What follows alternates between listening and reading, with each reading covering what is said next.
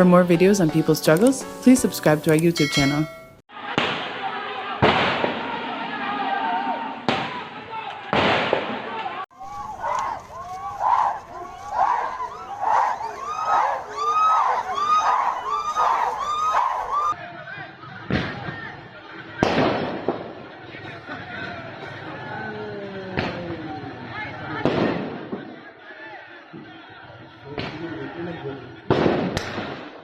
There is no end in the sight to the turmoil in the Indonesian ruled Papuan provinces even after nearly a month of protest and violent repression. Papuan activists and students are continuing to face detentions, racist attacks and other forms of state violence. At the moment, dozens of activists are under arrest and at least 10 people have been killed. The latest reported incident is of bags of snakes being let loose in Papuan students' dormitory. This included a bags containing 15 to 20 kg heavy python. Even Indonesian activists standing in solidarity with the Papuan coast have not been spared. The number of casualties and the scales of human rights violation could be much greater. However, due to an internet shutdown and restrictions on media in the Papuan regions, exact facts and figures are not known.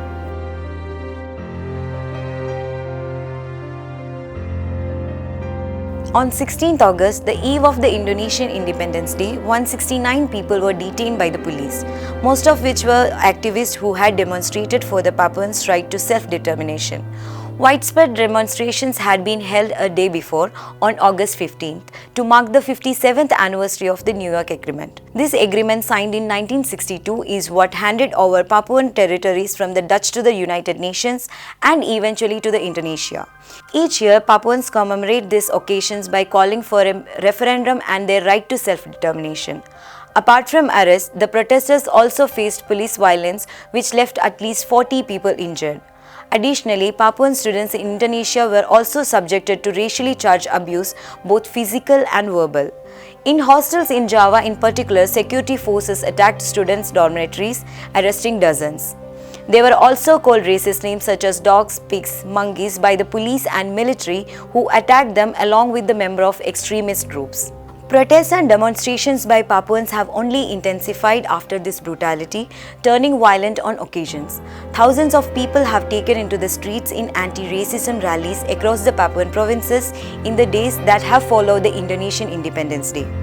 Protests have also spread to other parts of Indonesia. Solidarity demonstrations have been organized in other parts of the world as well.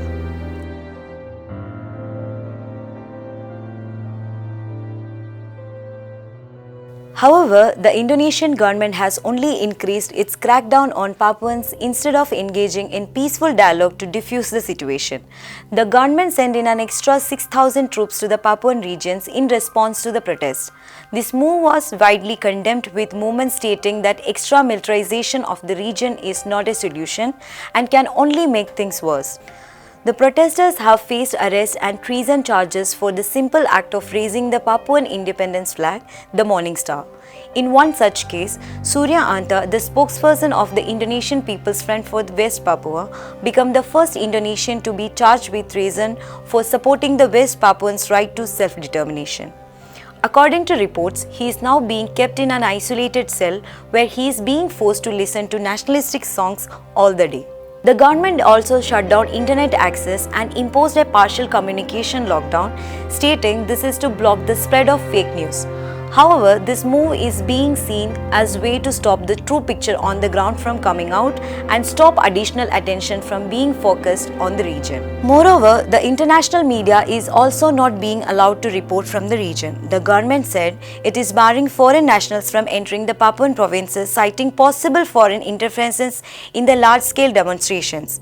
This again is being seen as a way to block the truth about the real scale of human rights violation in West Papua. Veronica Common, a renowned human rights lawyer, has become the subject of a national-level smear campaign since she has regularly been posting updates and visuals about the repression in West Papua. Last week, East Java Police announced that Veronica is being named as suspect for allegedly violating 4 different laws, including the 2008 Electronic Information and Transactions Law. The police said she had aggressively provoked citizens by giving out information on the ongoing protests and riots. Veronica has been one of the few reliable sources of information on West Papua since the unrest began, which is the threat to the Indonesian government as her tweets have exposed the extent of human rights violation in the region.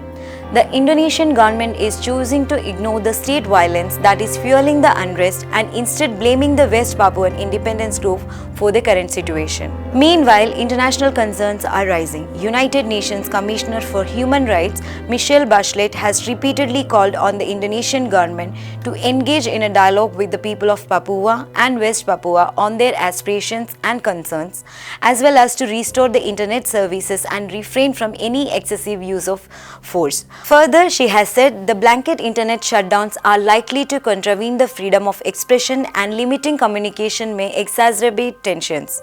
Michelle Bachelet also made multiple requests to visit West Papua in order to see the situation on the ground, but her requests have not been accepted yet. Governments of other nations such as New Zealand, Papua New Guinea and other members of the Pacific Islands Forum have also called for an end to the repression for an investigation by the United Nations Human Rights Commission into the reports of human rights violation in the Papuan region. This struggle is a continuation of the movement that began in 1960s after the Dutch handed control of the Papuan provinces to Indonesia following a plebiscite called the Act of Free Choice, held on 2nd August 1969. However, according to multiple historic records, only a few Papuans handpicked by the military were allowed to participate in this plebiscite under the threatening circumstances, forcing them to vote for integration with Indonesia. This vote, flagged as unfair and illegal by most Papuans and various rights groups, further strengthened the struggle for self-determination which is yet to be resolved. The same struggle is continuing today.